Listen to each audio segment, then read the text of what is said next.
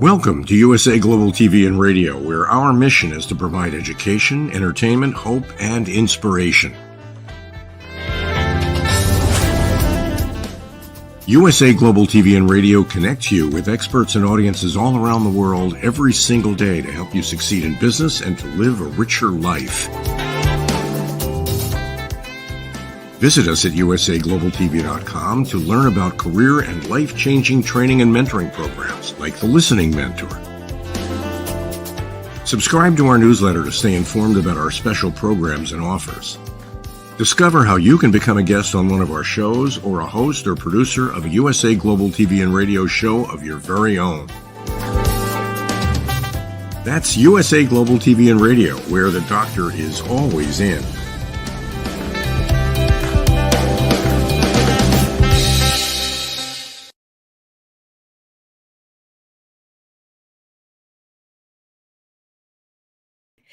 Hello, it's me. Welcome. Good morning, good afternoon, good evening. This is USA Global TV and Radio. I am Dr. JACALYN KERBECK. I am a co-host here for our show, Food and Our Emotions. We're going to be speaking about diet pills, pros and cons. I don't know if you've ever taken a diet pill. I did, actually, I think when I was in high school.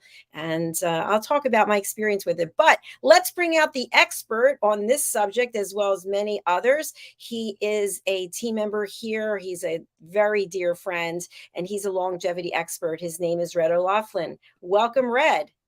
Howdy, Dr. JACALYN. Hello. I forgot to put myself on the screen.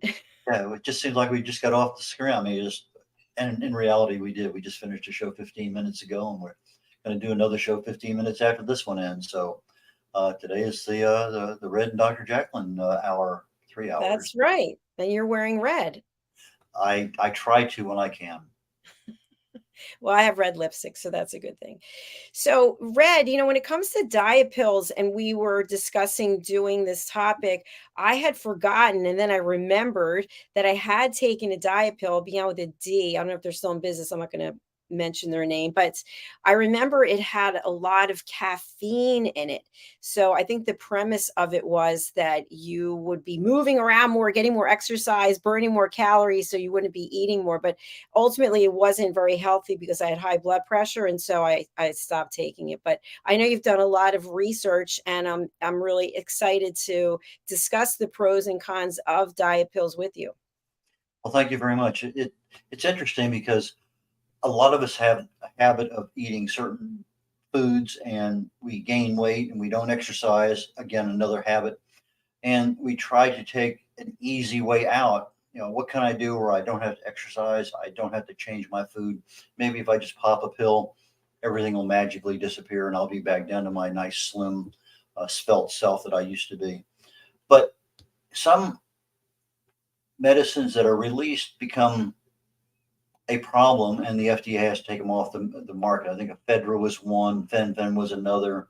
And you talk about caffeine. We'll be talking about that today. It's a natural diet pill for several reasons.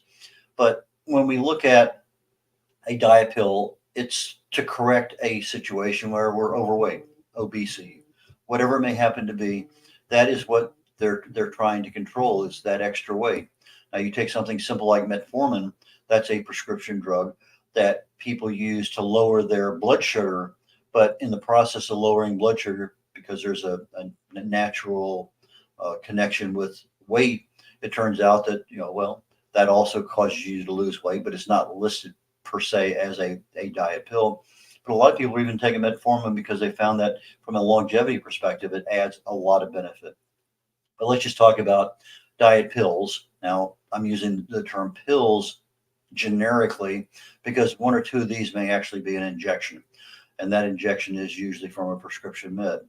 Now, I'm going into the prescription end of things today because doctors have a lot of control. If you have an obesity problem, if you're 40, 50, 60, 100 pounds overweight, and you really need to do something about it, then maybe a natural option isn't going to work that well. But you look at what causes us to lose weight from a prescription perspective. What can we do? I did a show on Talking Heads on weight management, fat management, and I wouldn't go into a lot of the details at the cellular level of what exactly is happening. But one of the ways of losing weight is called appetite suppression. In other words, they want to give us a pill that causes us not to want to eat. Our cravings aren't there. If we have some kind of compulsive eating disorder, it just kind of pulls that craving, that need away from our brain. It reduces that urge that we have. And there are some cases where it's very, very explicit when a prescription drug will be given. I'm not going to list every single one of them. I do have a couple sheets worth of a lot of different diet pills, prescription and non-prescription, that if you had a specific one in mind, that if it's a commonly used one, I can go to and use it as a reference. But when I look at a particular prescription diet pill for appetite suppressant, Phentermine, also known as Profast, is one that's given for generally 12 weeks or less.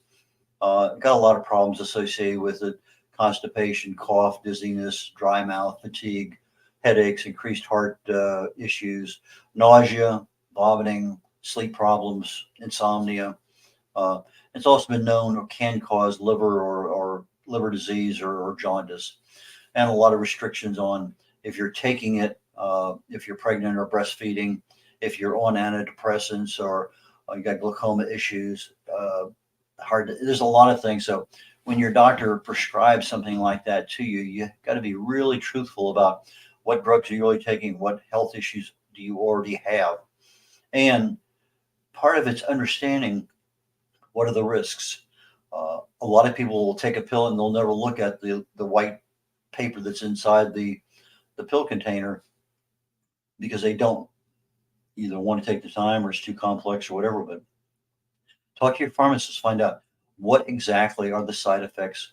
What do they call contraindications? What are the things that you should be aware of? All of a sudden you start having vomiting and diarrhea. Is that normal from that pill? If it is, okay, that's probably what it is. If it continues on for a period of time, a week or more, maybe you need to talk to your doctor. Maybe you need to go back and just check real quickly with your pharmacist. But those are things that under any drug condition, you ought to know what are the side effects that you can expect. Critically important. The other part is, if I want an appetite suppressant, is there some natural option I have out there? Well, ginger is one. Glucomannan, I've used that before. It's a fiber. Peppermint, coffee. I'm not a coffee drinker. Cayenne, green tea. I am a green tea drinker. Apple, avocado, even water. Sometimes all you are is dehydrated. Almonds, cinnamon, dark chocolate. And there's a thing called 5-HTP, hydroxytryptophan. And that hydroxytryptophan is a precursor for serotonin. And you can find it on the shelves. It's a pretty common one to find. But those will all kind of dull the urge to eat a little bit. So maybe just a bite of dark chocolate's all you need. You don't need the whole bar. You just need a bite. There are cinnamon pills out there, and you want the true cinnamon. That's a very specific kind. And if you get too much cinnamon, there's some serious problems with too much cinnamon.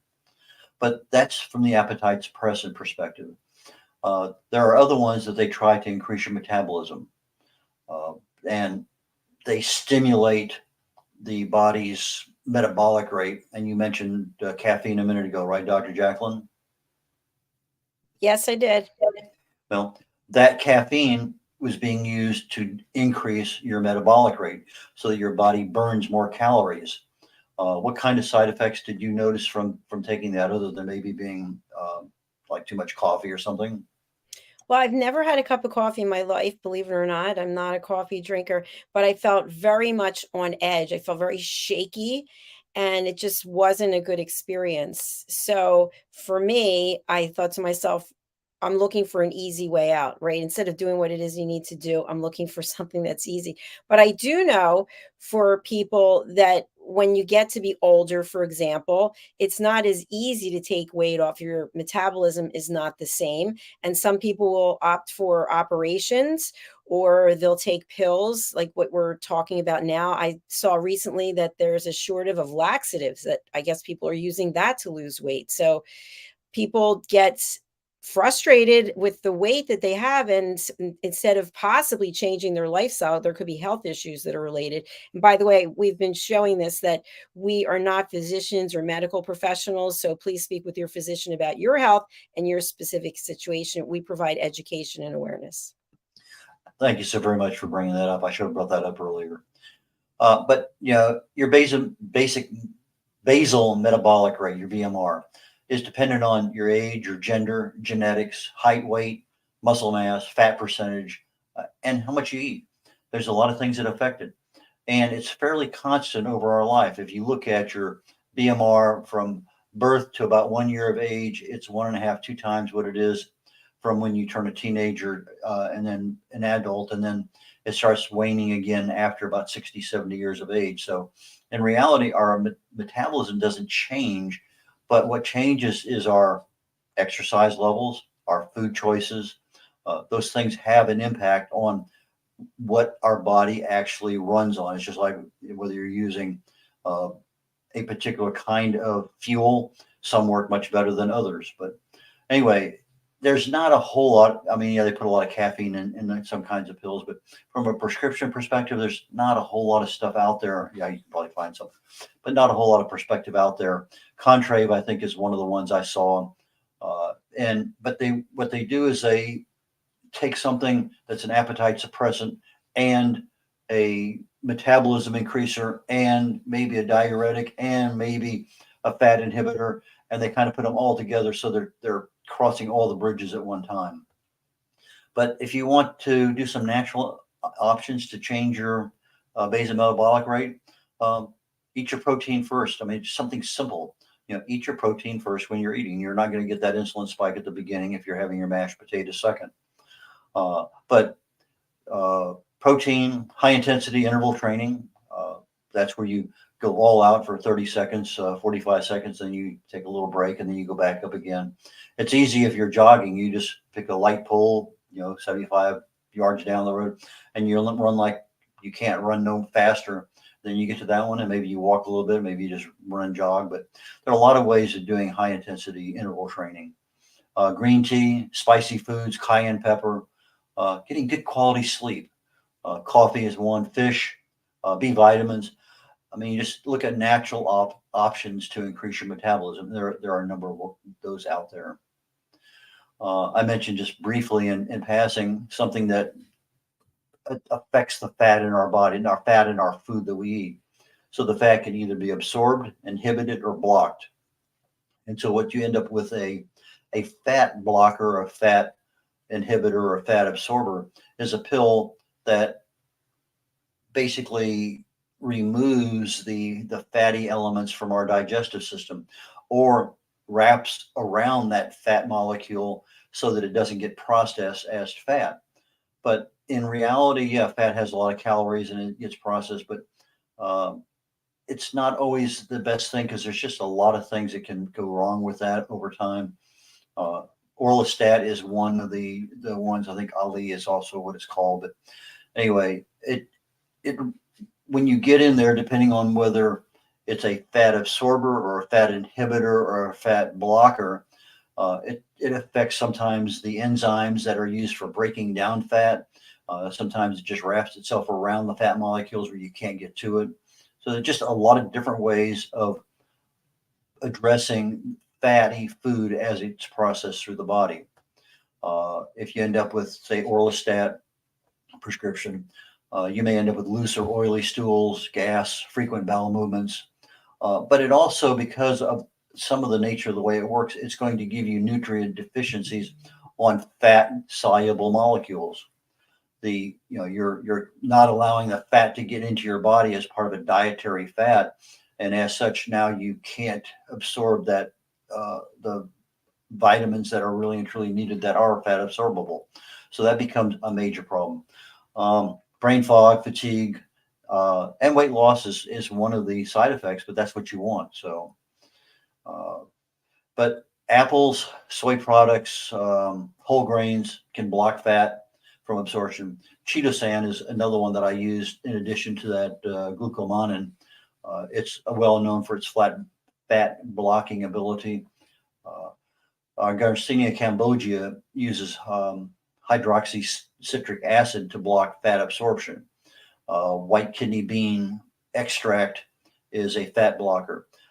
It doesn't take much to get out there and look around and see what's available from a natural perspective. So natural fat absorption, natural fat inhibition, natural fat blocking. And take a look at what the foods are. Are they something you like? Is something you can tolerate? It's something easy to get. Some people have allergic reactions to fat blockers. Some cause digestive problems. Insomnia is not an uncommon side effect. You can end up with weight gain relapse because of the nature. You use them, and then all of a sudden you go off and back, you're right back where you were.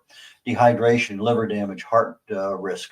A lot of things associated with fat absorption, inhibition, and blocking. So you got to be really, really careful about that. Diuretics. Dr. JACALYN, you ever try a diuretic? Yes, I think that, you know what? The thing that I did take, I think that was a diuretic. That's the thing that had the caffeine in it. Okay. Yeah, I think that's a difference. And sometimes our bodies store a lot of extra water. Sometimes we have swollen ankles or legs or whatever. And it's maybe a precursor to something else. And the doctor will say, well, let me give you a diuretic. And boom, and it works. I mean, you're peeing like a champion. There's no doubt about it. You're going like crazy, but you're removing a lot of water and electrolytes from your body through urine. And so you lose weight, and it may only be a temporary weight loss because of the nature of the beast, because you're actually forcing the water out of the body. But you need fat loss, not water loss, to actually be a weight reduction. So as soon as you stop taking a diuretic, boom, you're right back up to where you were. It doesn't take much at all.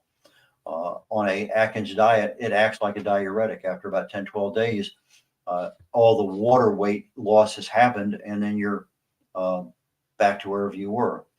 I mentioned several times I lived in Germany in the end of the 90s. I go down to Italy for a weekend, and I gained 11, 12, 13, 14 pounds down there in 3 or 4 days. Boom. I come back up 2 weeks later, it's all gone. It's all water weight.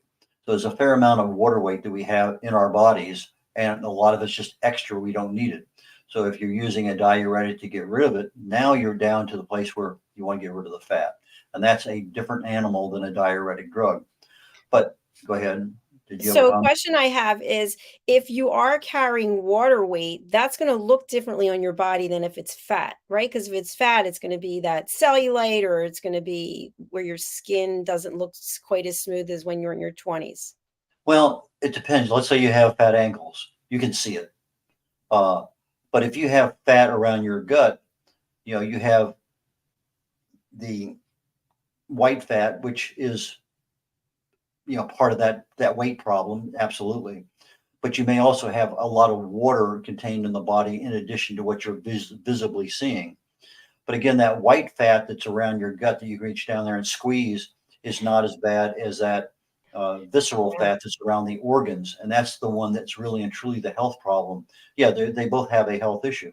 But if you're obese and you can reach down there and grab a big chunk of fat, there's a problem. And it's not just a little bit of water weight that you want to get rid of with a diuretic. You want to get rid of the fat, and that's a different animal. And so make sure that what you're looking at is the same deal. Because if you have, let's say, swollen ankles and knees and your legs, that's not a healthy way to be. And so your doctor may say, I'm going to put you on a diuretic to get rid of this. Well, nice, but it's not always going to be a weight loss issue that's going to be long lasting. There's no easy way around it, Red, right? You have to do the work. It's not easy, but it's doable. I mean, the diuretic pills tend to have us lose a lot of electrolytes, our potassium, our sodium, magnesium. That's part of the offset of that thing. So if you're on a diuretic, you might be talking to your pharmacist or your doctor about, what should I be doing for supplemental magnesium, potassium, whatever it may happen to be, sodium. But there's some natural diuretics out there. When my wife was going through chemo, I'd give her a small bowl of parsley every night because she had a lot of swelling in her legs. And so parsley, a lot of people can't eat parsley because they just don't like the taste. But you sit there with a nice handful of parsley and you gnaw on it, munch on it while you're watching a TV show or whatever. It's a natural diuretic. Garlic, cucumber, celery, ginger, dandelion, watermelon, coffee. A lot of things out there are natural diuretics. But sometimes, just like the prescription medicine, have a problem. If you take too much of something natural, you end up with maybe muscle cramps, maybe increased blood pressure, diarrhea, headaches. And depending what level of your potassium, sodium that you start changing, you may have too much or too little. A lot of issues there. So if you're on a diuretic, you really more so than most of the other kinds of quote diet pills, really need to know the details. So ask a lot of questions before you start doing something like that. Another way of losing weight is called thermogenesis. In other words, you're increasing your body's temperature, kind of like increasing your metabolism. And so you're increasing the body's ability to burn calories. But in reality, is that going to lose a lot of weight? There's one particular drug out there, Wegovy, WEGOVY. It's a semaglutide is, I think, the real name of it. It's not a pill, it's an injection. You get it once a week. And it's one of the more popular weight loss drugs. It works on appetite suppressant, gastric emptying. It takes longer to empty your entire digestive tract, thermogenesis. But side effects from that are nausea, diarrhea, vomiting, constipation, stomach aches, bloating, heartburn, gas. A lot of issues there. Some are not as bad as others, but if you end up with a lot of gas, a lot of bloating, a lot of heartburn, and it might be the reason. But you also have some natural foods that that cause thermogenesis to occur in the body. Avocados, cherries, dark chocolate, your hot spices, your cayenne, that kind of stuff. Healthy fats, your omega-3s, your coconut oil, your red palm oil. Again, eating the protein more so than everything else. In other words, a kind of a ketogenic diet. Green tea, a lot of things there that can be done to increase the body's ability to burn stuff. But anytime we're on any of these things, side effects, especially if you combine things or you try to do a natural and prescription at the same time, you ought to know what your resting heart rate is, your blood pressure, because once you start taking something that has stimulants in it, you can almost be guaranteed of having some level of increased heart rate, increased blood pressure, depending on what's going through your gut. Gastrointestinal issues, your oily stools, diarrhea. A lot of that stuff happens just because of the nature of the beast. A lot of issues with your sleep, anxiety, insomnia. If you have a stimulant-based drug, that's going to not allow you to just conk off and go to sleep as easy. And depending on what you're exuding from the body, excreting, you may end up with some deficiencies in other kinds of minerals and vitamins. So those are all something that's very, very important. And when you buy one kind of prescription or one kind of over-the-counter medicine versus another, this one may end up with being three different things: a diuretic, an antisuppressant, and a metabolism increaser. So you need to know what are they so you know what to expect. But in the over-the-counter medicine, just because it's over the counter doesn't necessarily mean it's exactly the same as something else. So you look at it, unless you can read it and it says, okay, it's got green tea in it, it's got Garcinia cambogia, it's got whatever else might be in there as a particular ingredient. Each one of those may or may not have some side effect that can create heart issues, digestive problems, stimulation, jitteriness. A lot of things that when you start going over the counter, they're not controlled by the FDA, and it may not. This one may have 300 milligrams of that. This other one may have 2 micrograms of something else. So it becomes you have to be really good at reading and understanding what's there. If you're looking at taking a diet pill and you haven't been exercising, well, maybe that's part of the solution. Is talk to your doctor. What can I take naturally to lose weight? But also, what can I do? Maybe I just want to go out and walk. Dr. JACALYN, you walk a fair amount, 3, 4, 5 miles periodically? I walk pretty much every day except for this iguana situation. So I joined a gym. I'm doing the elliptical instead of walking outside. But I was walking between 5 and 8 miles a day. Yeah. And when you do that, your body initially, that first mile, it's going to seem hard if you haven't been doing it before. A week later, you're going to say, this is nothing. And it becomes 2 miles, 8 miles, whatever it may happen to be. Well, you know what's interesting, Red, is we were talking before the show about smartwatches. And of course, I have mine set to burn 620 calories a day and 75 minutes of exercise. And when I'm out walking, if I'm walking for 2 hours or however long versus the amount of time on the elliptical, it's a quarter of the amount of time to burn up more calories. So that's something also to keep in mind. I think it's really good to get out in nature because I have a lot of great ideas that come to me in nature. But I think it's also important if you have a limited amount of time, maybe look at what is going to burn more calories or what is going to give you more energy. And to me, I've just decided to switch up what I'm doing. And I wanted to say something also about a comment that you made. I was looking up about chili because I know you mentioned white kidney beans, and I absolutely love chili. And so I was thinking chili could be a great way for people to have their appetite suppressed because chili peppers are apparently good for that. And then there was a big disclaimer there that if you are someone who has IBS, irritable bowel syndrome, and I have ulcerative colitis, that might not be for you, might not be for me. So again, just disclaimers that you have to check with your doctor and see what your specific situation is. There's so much information out there. YouTube, Google, Chat GPT, lots and lots and lots of data out there. And if you foolishly just jump into doing something without checking to find out what the risks are, and not knowing what to expect from doing it, I mean, if all of a sudden your heart rate jumps up, you have digestive problems, your anxiety goes up, are those the problems of the drug that you're taking? Uh, some people find addiction being a potential problem because you get so used to taking a particular kind of drug, even though it's not one that you would think. But sometimes we get psychologically addicted to things. Sometimes you can't use a certain kind of pill if you have diabetes or hypertension, or if you're just so. In other words, you really need to talk to a professional, a nutritionist, a pharmacist, especially if it's an over-the-counter one.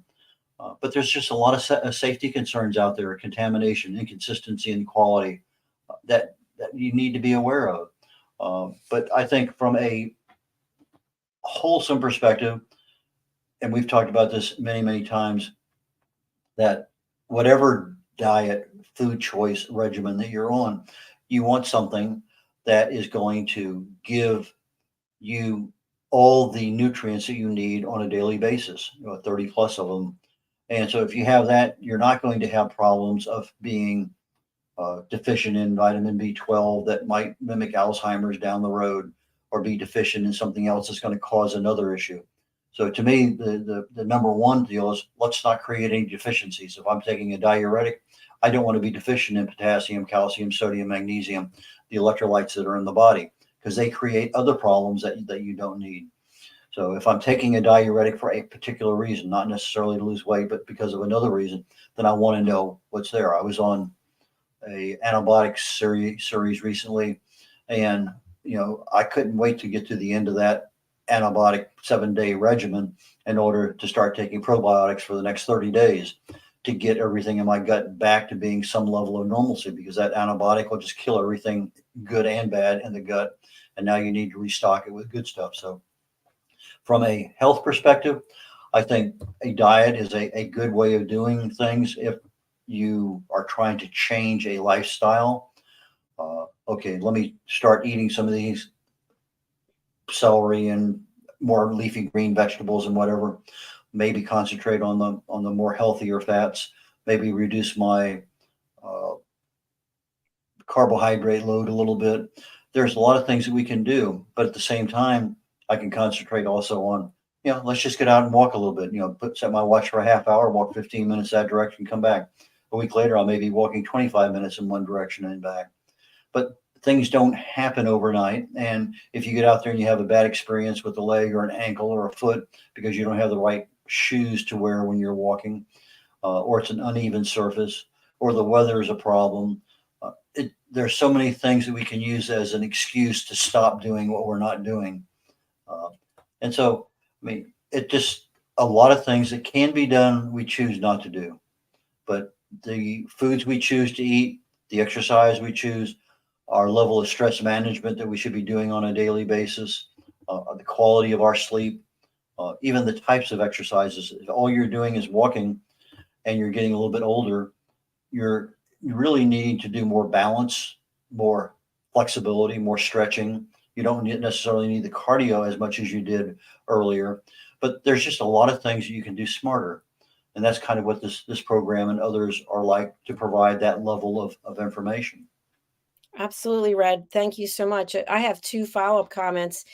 One is that I listened to part of an interview Arnold Schwarzenegger did with Howard Stern, and it was interesting because he looked a certain way. He was acknowledged for the way he was built and the way he trained. And of course, then as he gets older, and my understanding of what he was sharing with Howard was that he never thought, okay, 30 years from now, what am I going to look like? But he was in great shape. And the point is, most people are not an Arnold Schwarzenegger. Now, your idea of what great shape is different for all people. But for most of us, the majority of our life, we're not training at the highest level. We're not eating consistent. We're not doing all the things that we're supposed to be doing. And then we get older and we go, oh, what am I going to do about this mess? And we want to do something like take a pill or get an injection or get our stomach tied or wrapped or whatever they do. And then everything's going to go away. So for all the younger people out there, this is a great time for you to actually take control of your lifestyle. Because I remember when I was in my 30s, I wasn't thinking about when I was going to be 60. Now that I'm 60, I'm like, whoa, I've arrived. I'm at 60. I'm like in the third quarter of my life. But the choices that we made before definitely have an impact on what it is that we're doing today. And then the other thing I wanted to say, I'm a huge advocate of strength training. I really believe that lifting weights really makes a big difference on your posture and then on the definition that you have and just the overall feel. Like for women, and I don't know if this is true for men, I'm just saying from my own experience, many women get the big flab, underneath their arms and it looks like like a chicken running around. And so how can you do something in your 30s or your 40s? What choices can you make and advocate so that as the body does get older and starts to fall apart in many ways, that you are already on a great path, that you don't have to undo all the bad behaviors from when you were younger? Well, I think you just mentioned it, bad behaviors. When you start allowing yourself, you may eat fine at home and then you find out you got a job with extra stress. A lot of us don't realize we're taking that stress with us. And if all of a sudden you need a new pair of pants that is an inch bigger than the last pair you had, stress accumulates around the gut. That's where you have 4 times more fat receptacles that are stress related, cortisol, around your gut. So as you're looking at the clothes you're wearing, what is causing that extra increase in size? Now, if you're losing an inch, you got to be just as aware. Losing 2 inches and you haven't changed anything in your diet, your exercise, any kind of things that you're doing, that can be a very good indicator of having something like cancer. Because doctor's going to ask you, okay, I see you're down 25 pounds. What have you been doing? And if you say, just not much at all, that is a blinking, flashing light saying, hey, there's something wrong in the body. You don't do that. Things don't happen that way. So just the same thing, you gain 25 pounds over the last 3 years, particularly with COVID, because we're not doing a lot of things we used to do. There are reasons that things happen. And so if I put on that extra 2-3 inches in my gut, is it because I'm not doing something I should be doing? Or can you define what it is? But if you're doing fine in your 20s and 30s and 40s, and maybe you've only gained 5 pounds since you were 25, chances are you're probably in pretty good shape. But if you've noticed that your pants have gone from a 34 to a 38 in the last 10 years, maybe it's because of the choices you have. And then Dr. Jacqueline, you mentioned it earlier. We have bad habits that we adopt, and a lot of it's because things change in our lives. You get married, you get a new job, you get a mortgage, you get kids, you get pissed off at a neighbor. It doesn't matter what it is. The traffic you have to do now that you didn't do 10 years ago, a car bill that came in that wasn't expected, lots and lots of things. So being able to adapt to the stresses you have, being able to consistently eat. Now, if you're eating out every single day at a restaurant because of fast food and that's your job, you need to be smarter about the food choices you have. Just a lot of things that can be done, but as you pointed out earlier, awareness, education, and the right choices.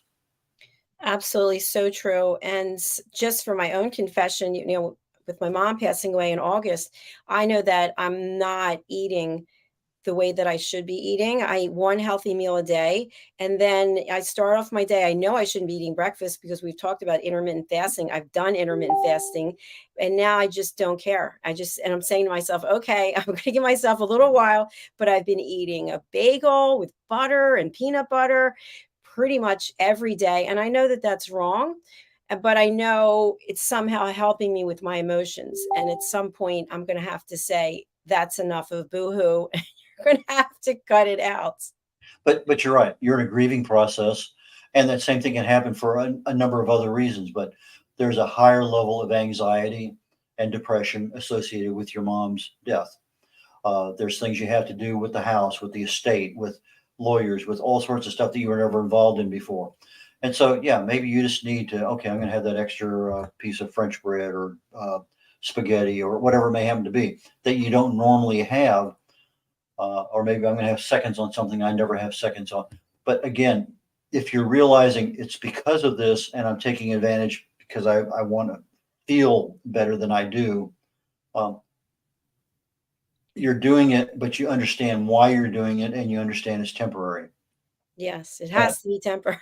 But and on the plus size, Red, what I have to plus side, what I have to say is I've ramped up my exercise to 3 times a day.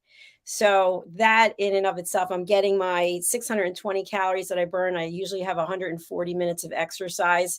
And and again, these are stories that we tell ourselves, right? Well, I can eat whatever I want as long as I exercise. But as we get older, and as I mentioned, being 60, the body doesn't burn down the calories like it used to. So you have to really think about everything that you're doing.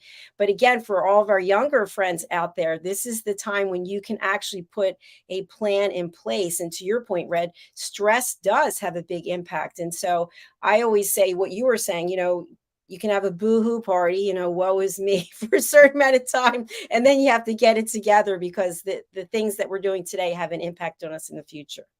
and we have the electronic calendars on our phones, and just put down there 3 months from now, stop grieving. It's just it's not something that's going to happen, but it's an awareness issue. And then just do that same thing the following month. At some point in time, you're going to start noticing that the grieving process is relieving itself, and it's going to go away. But you'd be surprised. Some people can keep that going for years. It's really interesting on grief and sadness and depression, anxiety. And once that gets built into our brain, and then we supplement it with the foods that keep that going to that same level, we start getting less and less of the B vitamins that we need, and we end up with more of something we don't want. But anyway, so we're getting literally to the end of the session here on food and our emotions. I do not know what we're talking about next week, but as I do know, we'll be talking about it and make a decision and let the world know about it.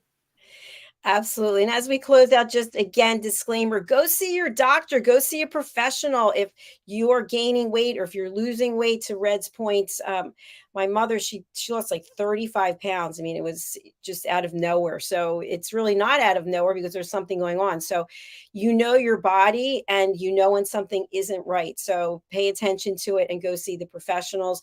Red and I are here to provide education and awareness and get you to think, maybe get you to take an extra step when it comes to taking care of yourself. So Red, I would love for people to reach out to you, whether it's people who are first-time authors who need a book published, or if it's somebody who has questions when it comes to longevity. So what's the best way for people to reach you, and who would you like to contact you? Dr. Jacqueline, before I get into that particular topic that you want me to talk about, there are scales, generally 20, 30, 40 bucks, that you can stand on. They have electrical impulses, pads on the bottom, and they'll read a dozen or more different things about how much visceral fat you have, how much skeletal muscle. I mean, if you're not going to see your doctor on a regular basis, get one of these kinds of scales once a week. Have that data uploaded to your phone. That way, if something does happen, now you have a historical record over months or a couple of years, that if something is really a problem, you can pull that phone out and say, here, doc, here's what things have been. And they can take a look and see, well, something happened back here 14 months ago that caused this thing to happen. But that, to me, I think would be a very valuable thing, very low cost to do. And you have a record of everything that's going on. I help new authors get their books written and published. As a book coach, I'm a publisher. I also speak and write on health and wellness, primarily in the area of longevity.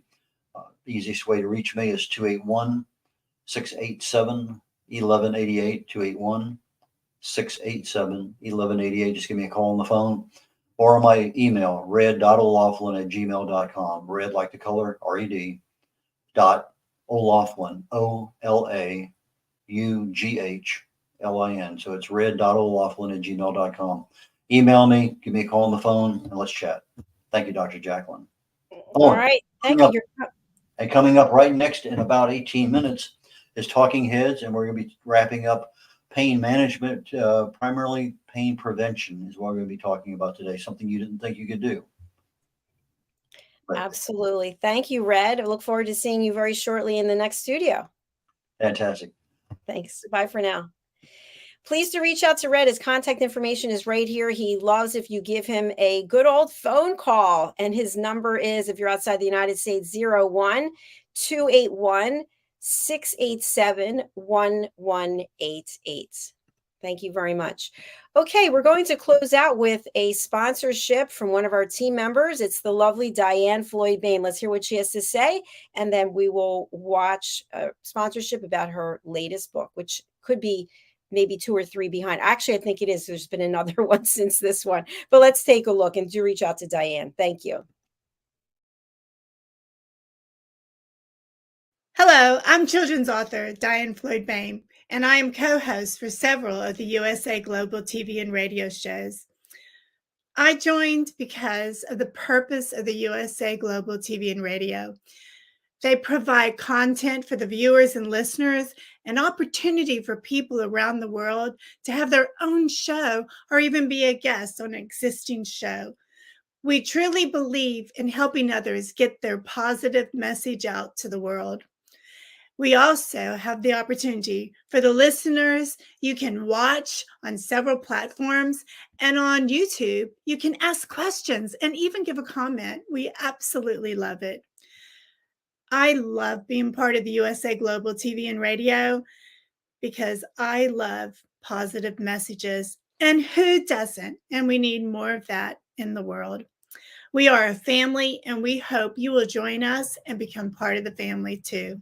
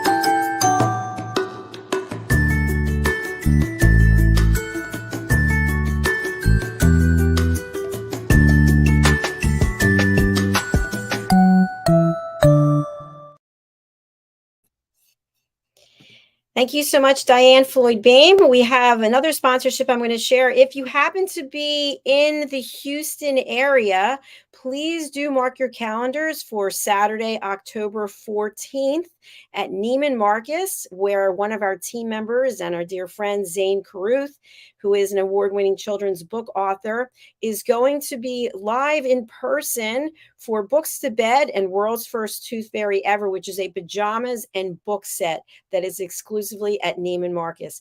If you can't make it, you can still sign up to get the Books to Bed and World's First Tooth Fairy Ever set. I know that I did. So either way, email rsvphouston@neimanmarcus.com. That's the letters RSVP Houston, the city, right afterwards, no punctuation, at neimanmarcus.com. We wish Zane extremely well with her events, which, by the way, I'm very proud of her. She actually secured this event herself. She did not have to go through a publicist. She just made connections on her own. So we wish her the best. And let's take a look at her sponsorship. Hi, my name is Zane Carson Carruth, and I'm the author of this book, The World's First Tooth Fairy Ever.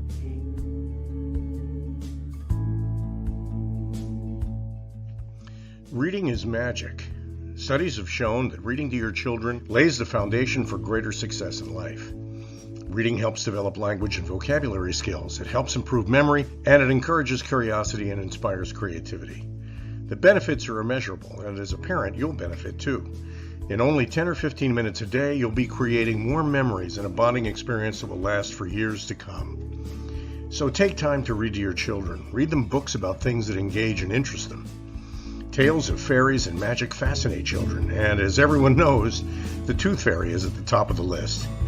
If your child loves magic, wands, adventure, and what child doesn't, you'll love reading them books from the trademarked series, The World's First Tooth Fairy Ever. Follow along as Abella, the world's first tooth fairy, accidentally starts the tooth fairy tradition. Learn the tricks of being a professional tooth fairy in the book, Abella Starts a Tooth Fairy School. Your child's imagination will soar as you read the adventures of Abella and her magic wand.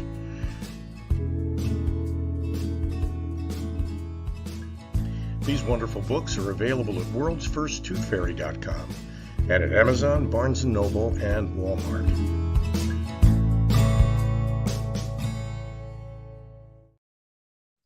Thank you, Zane Carson Carruth. Zane's show, which will be airing this evening, Elegance, Polished Demeanor, and Posh Living. It's on USA Global TV and Radio, as well as E360 TV. And you can tune in to Zane's program this evening at 8 p.m. Eastern Standard Time, which is 5 p.m. Pacific Time and 1 a.m. British Summer Time. Unable to see the show live? That's okay. Go over to our YouTube channel, USA Global TV and Radio, and you can subscribe and see all of our shows there. Thanks again for being here today. I look forward to having you back again soon. We're coming right back with Talking Heads and red.olaughlin. We do have a Talking Heads page over on Facebook where you can watch all of the Talking Heads series. I am doing my own Talking Heads episode on Friday, tomorrow at 11 a.m. Eastern Time. And I give you tips to help have better relationships, deeper connections, and more authentic conversations. And I'm just going to reach for my latest book, Mastering the Power of Elevated Listening, Solutions for Deeper Connections, Better Relationships, and More Authentic Conversations. Why should you pick up this copy? Because everyone in this world can do better when it comes to listening. Why do we have so many broken relationships? Why is there war? Why are there politicians screaming and yelling at each other and no one's listening? Because people don't know how to listen. This book gives you the tips and tools that you need. It's filled with case studies, testimonials, and there are 2 quizzes in here, a pre-assessment quiz to see how well you're listening, and then a post-assessment quiz based on what you learned from this particular book. So thank you for going over to Amazon and purchasing your copy, and we will be right back with Talking Heads and red.olaughlin. Bye for now.